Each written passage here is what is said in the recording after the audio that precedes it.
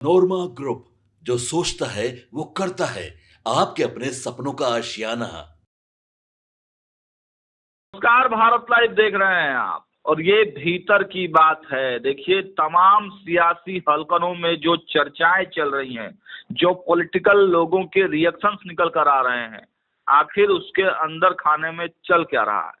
देखिए, कहा तो यही जाता है सियासत में कि जो दिखाया जाता है सामने से वह होता नहीं है, और जो होता है वो दिखता नहीं है।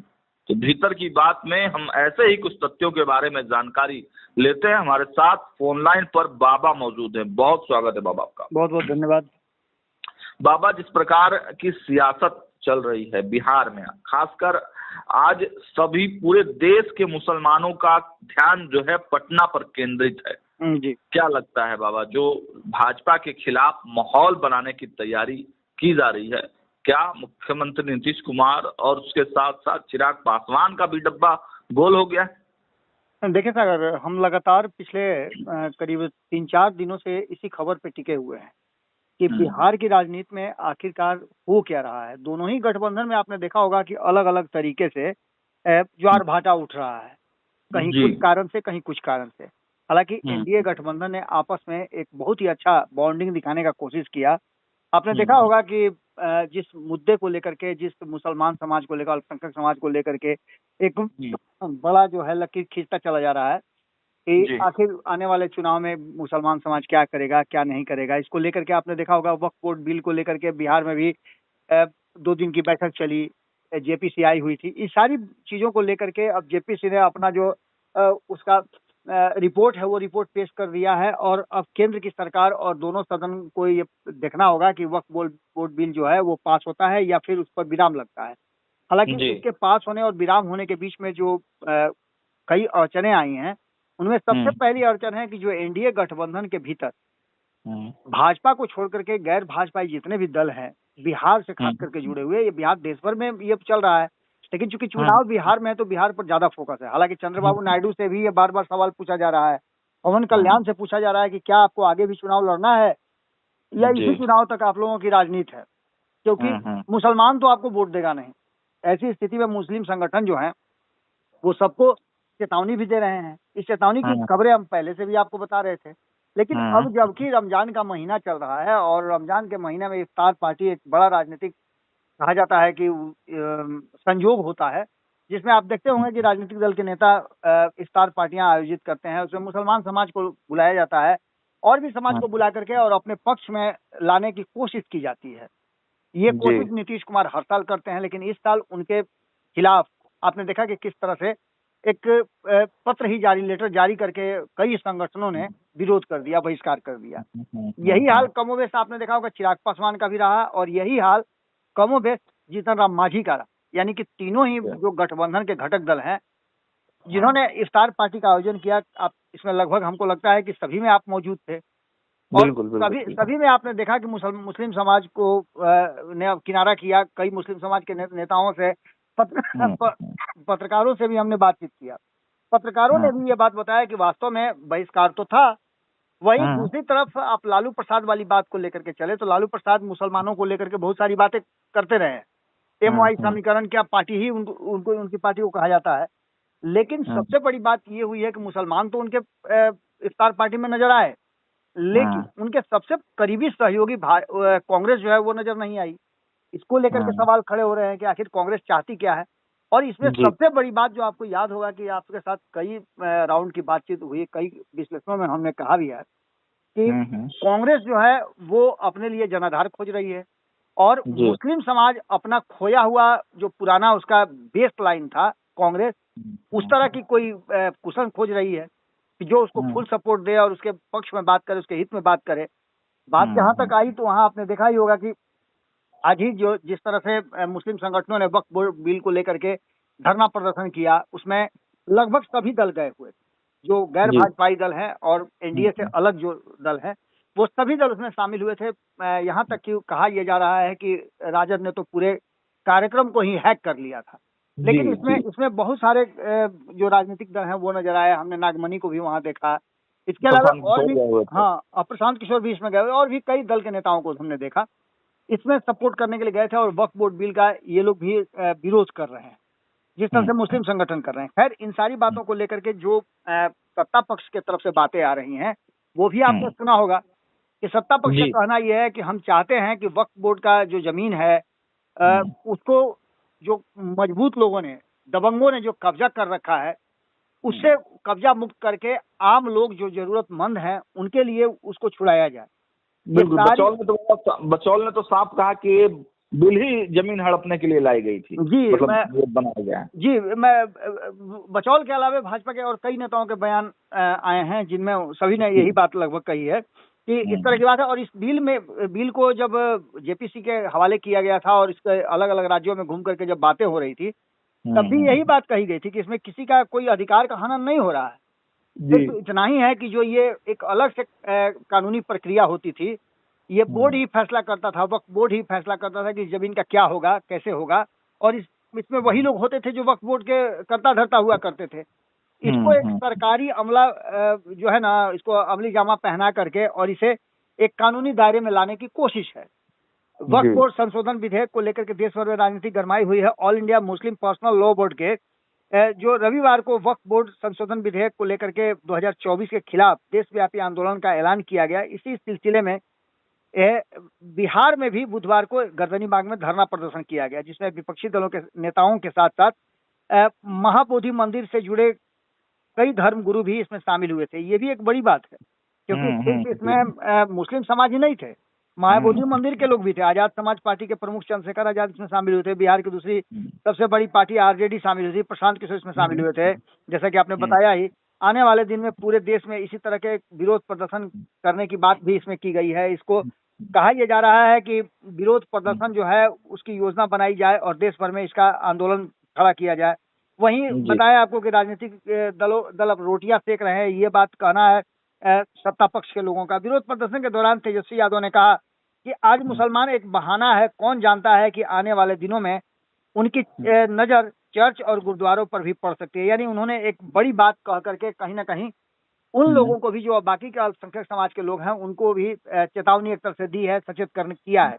लेकिन इन सबके बीच आपको बता दें कि ये पूरी तरह से राजनीतिक ही नजर आ रहा है, क्योंकि भारतीय जनता पार्टी जिस तरह से अपनी बातों को रख रही है और जिस तरह से वक्फ बोर्ड संशोधन बिल को लेकर के जितना सहज नजर आ रही है, वो भी बातें आपको नजर आई होंगी। इसके अलावा आपको ये भी पता होगा कि एक तो ये मामला चल रहा है और दूसरी तरफ आपको बताएं कि बिहार का ये चुनावी साल है और चुनावी साल में इस तरह की बातों का सामने आना कहीं ना कहीं इशारा कर रहा है कि एक बड़ा वर्ग जिसके पास 18-19% वोट है, उस वोट बैंक को अपने पाले में करने के लिए ये सारा खेल खेला जा रहा है। इसी बीच में आपने देखा होगा कि भाजपा ने भी एक स्टैंड बदला है। इससे पहले नीतीश कुमार को लेकर के कहा यह जाता था कि हाल फिलहाल में भी अभी एक नेता की बयान में सुन रहा था भारतीय जनता पार्टी के, उन्होंने कहा कि पहले लालू प्रसाद जिन लोगों को अपने शासन काल में वो जो जमीन दिए हैं गौशाला खोलने के लिए और वहाँ लोगों उनके समाज के लोगों का कब्जा है, पहले उसको तो छुड़वा दे। वो तो नीतीश कुमार, वो तो नीतीश कुमार आए, नीतीश कुमार आने के बाद जब उसका घेराबंदी करवाए उसके बाद से कुछ सुरक्षित हुआ है। लेकिन खैर उसको लेकर के भी कई तरह की बातें कही जाती है, कहा यह जाता है कि उसका भी मिसयूज होता है। खैर इन सारी बातों के साथ साथ भारतीय जनता पार्टी ने जो स्टैंड चेंज किया है वो आपने भी देखा होगा कि पहली बार ऐसा देखने को मिला है 11 सालों के शासनकाल में केंद्र में कि पहली बार केंद्र की सरकार और भारतीय जनता पार्टी ने यह फैसला किया है कि गरीब तबके के जो मुस्लिम समाज के लोग हैं उनको ईदी बांटी जाएगी। हाँ, ये भी एक बड़ा मूव है। लेकिन दूसरी तरफ आपको बताया कि कई ऐसे कानून हैं जिसको लेकर के सराहना भी होती है भारतीय जनता पार्टी और एनडीए सरकार की, जिसमें आपने देखा होगा कि 3 तलाक कानून है, उसको लेकर के भी कहा जाता है कि ये बहुत बढ़िया कानून बना है, जिससे खास करके मुस्लिम महिलाएं काफी अपने आप को गौरवान्वित महसूस कर रही हैं और इस कानून से उनको काफी राहत मिली है। तो ये सभी बातें घुमा फिरा करके आप समझ लीजिएगा कि चलती तो रहेंगी, लेकिन राजनीतिक रूप से इसके फायदे और घाटे को अगर जोड़ा जाए तो कहीं ना कहीं विपक्ष को ऐसा लगता है कि ये उनके पास बड़ा हथियार आ गया वक्फ बोर्ड का। दूसरी तरफ आपको बताया कि मुस्लिम समाज जो है जिस तरह से चेतावनी दे रहा है बाकी के घटक दलों का, जैसे आपने देखा होगा कि चिराग पासवान भी इसमें शामिल हैं, पवन कल्याण शामिल है, जैसे कि पहले मैंने बताया, नीतीश कुमार शामिल हैं, चंद्रबाबू नायडू शामिल हैं। इन लोगों का भी मन जो है कहीं ना कहीं डोल रहा है। अब देखना होगा ये कि इन लोगों के वोट पर ही इन लोगों का राजनीति टिका हुआ है, तो ऐसी स्थिति में ये क्या फैसला करते हैं। लेकिन एक बात तो पक्का नजर आ रहा है कि एक तरफ जहां भाजपा जी। के खिलाफ माहौल बनाने में पूरी तरह से, जिस तरह से नीतीश कुमार 2022 में शुरू किए थे, उसी तरह से एक माहौल बनाने की कोशिश की जा रही है। और इस बार साउथ से ये चला है, जिसमें दो बातें हैं। एक तो वक्फ बोर्ड बिल का है और दूसरा परिसीमन वाली बात को लेकर के है। नीतीश और चिराग को भी इसमें बड़ा गच्चा लग सकता है और उनको भी इस मुस्लिम समाज ने चेतावनी जरूर दे दी है। 72 घंटे के भीतर आपने देखा होगा कि पूरा का पूरा खेल ही पलट गया है। एक तरफ कांग्रेस जो कल तक ये कह रही थी कि वो अलग से अपना तैयारी कर रही है, अचानक से वक्फ बोर्ड बिल और उसका आंदोलन जो शुरू हुआ, उसका ठीक 24 घंटे पहले आपने देखा कि दिल्ली में एक बड़ी बैठक हुई और बैठक के बाद कांग्रेस ने ऐलान किया कि वो महागठबंधन यानी कि महागठबंधन के घटक दल के साथियों के साथ ही चुनाव लड़ेगी। तो ये भी एक बड़ा मूव है, लेकिन देखना होगा कि आगे क्या कुछ निकलता है। पूरी तरह से आप एक बात मान के चलिए कि जो मैं बार बार बता रहा हूं कि 14 अप्रैल के बाद बिहार की राजनीति में कई ट्विस्ट देखने को मिलेंगे। उसी दिशा में कहीं ना कहीं ये सब कुछ बढ़ता हुआ दिखाई दे रहा है, क्योंकि आज का जो आंदोलन है, उस आंदोलन में गैर भाजपाई दलों का शामिल होना और एनडीए के घटक दलों का इस पर पबती कसना कहीं ना कहीं इस बात की तरफ इशारा कर रहा है कि ये जो धरना प्रदर्शन हुआ था, आंदोलन हुआ है, ये कहीं ना कहीं लोगों के जहन में आ जरूर गया है, नोटिस इसको जरूर लिया गया है। लेकिन बाबा, जदयू के तमाम नेताओं का जवाब जिस प्रकार से गोल मटोल आ रहा है, इसके क्या मायने हैं? क्या जदयू के नेता मतलब असमंजस की स्थिति में है? बिल्कुल बिल्कुल सागर, असमंजस की स्थिति में है। ये आप समझ सकते हैं सीधी तौर पे कि जब इफ्तार पार्टी आपने आयोजित किया, आप हर साल खानकाहे मुजीबिया में जाते हैं, अलग अलग तरह से जाकर के आप अलग अलग मज़ारों पे जाकर के चादर पोशी करते हैं, सरकार की तरफ से आयोजन किए जाते हैं। इन सब के बावजूद यदि आप इफ्तार में बुलाते हैं और मुस्लिम संगठन के नेता नहीं आते हैं, आपका बहिष्कार करते हैं, तो आपको डर होना चाहिए, क्योंकि आपके 15% वोट में अगर बहुत ज्यादा नहीं तो 3 से 4% वो वोट जरूर है जो आपको बिहार का मुखिया बनने के लिए स्वीकृति देता है। ऐसी स्थिति में एक बात तो तय है कि पहले ही से ही इनको चेतावनी मिल रही है, और अब जबकि चेतावनी वास्तव में बदल के उनके यहाँ नहीं जाने वालों में, बहिष्कार करने वालों के लिस्ट में शामिल हो गई, तो निश्चित रूप से नीतीश कुमार को और उनकी पार्टी के लोगों को चिंतित होना चाहिए, और उसकी चिंताएं साफ दिख भी रही हैं। मतलब इसका असर होगा बाबा? बिल्कुल असर होगा, बिल्कुल असर होगा। आपने देखा होगा, आप सही बता रहे हैं, गोल मटोल बातें सभी कर रहे हैं, जिनसे पूछिए सब गोल मटोल बात कर रहे हैं। चलिए, तो देखा आपने भीतर की बात में बाबा ने आपको बताया कि किस प्रकार तमाम जो सत्ताधारी दल हैं वो गोल मटोल बातें कर रहे हैं। हालांकि भारतीय जनता पार्टी के लोग स्पष्ट हैं कि ये बिल अमेंडमेंट जो संशोधन विधेयक है वो पारित होना चाहिए, पेश होना चाहिए। अब इसको लेकर तमाम जो विपक्ष के लोग हैं वो हंगामा तो कर रहे हैं। लालू प्रसाद यादव और तेजस्वी यादव गर्दनीबाग पहुंचे थे, वहां की तस्वीरें भी हमने आपको दिखाई हैं, सब कुछ क्लियर है। लेकिन सवाल अब यही है कि अंतिम समय में क्या नीतीश कुमार, चंद्रबाबू नायडू कुछ बड़ा फैसला लेंगे? ये बड़ा मजेदार होगा, और इस पर भी जो रिएक्शन निकल कर आएंगे हम दिखाते रहेंगे। देखते रहिए बातलाइव। बहुत बहुत धन्यवाद। आपके सपनों को हमने सजाया है, ई होम्स पैनोरमा को हमने बनाया है। ई होम्स मेरा एक सपना था जिसपे मैं पिछले 4 साल से काम कर रहा था। हमने जो बनाया है वो सबने है माना। ई होम्स पैनोरमा में हो आपका भी आशियाना। और फाइनली हमने 2021 में इस प्रोजेक्ट को लॉन्च किया। बहुत लोग अप्रिशिएट कर रहे हैं कि पूर्णिया जैसे शहर में, बिहार के, एक तो बिहार की बात करें उसमें भी पूर्णिया जैसे छोटे जगह में इस तरह का लाइफस्टाइल देना, ये सुन के हम लोगों को बहुत अच्छा लगता है। ई होम्स में हमने कुछ और भी किया है, जैसे हम जिस जगह में रह रहे हैं हमारे फैमिली सिक्योर हो, उनको सिक्योरिटी का ध्यान में रखा है। आपकी सुविधा और सुरक्षा आपके लिए खास है, ये आपका विश्वास है। इसमें आर्टिफिशियल इंटेलिजेंस का 7 लेयर सिक्योरिटी का हमने इस्तेमाल किया है। लस ग्रीन कैंपस को बनाया है। यदि हमारा बाउंड्री वाल है तो वो वर्टिकल गार्डन है। ये जितनी भी फैसिलिटी होता है एक इंटरनेशनल टाउनशिप में ई होम्स है, ये हम लोग विश्वास नहीं कर पा रहे हैं। जो भी हमारे मित्र, दोस्त या जो भी हमारे बाहर के बाहर आते हैं तो हम लोगों को बहुत अच्छा सुनने को मिलता है और बहुत अच्छा क्रेडिट मिल रहा है। वो सारा हमने सिर्फ एक बिल्डिंग नहीं बनाया, हमें एक बहुत अच्छा लाइफस्टाइल दिया ई होम्स में, और मेरा एक सपना था जिसको मैं आज फुलफिल होते हुए देख पा रहा हूँ। ये आपका आवास है। ई होम्स पैनोरमा में अब आपका निवास है। E Homes Panorama, luxurious lifestyle redefined. Panorama group, जो सोचता है वो करता है।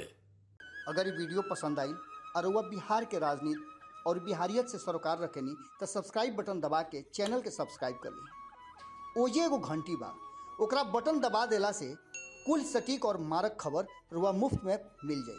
अगर रुआ पत्रकारिता के हमनी के नया प्रयोग में सहयोग कर चाहतानी तो ज्वाइन बटन दबा दी। पेटीएम नंबर नोट कर ली 9386816700।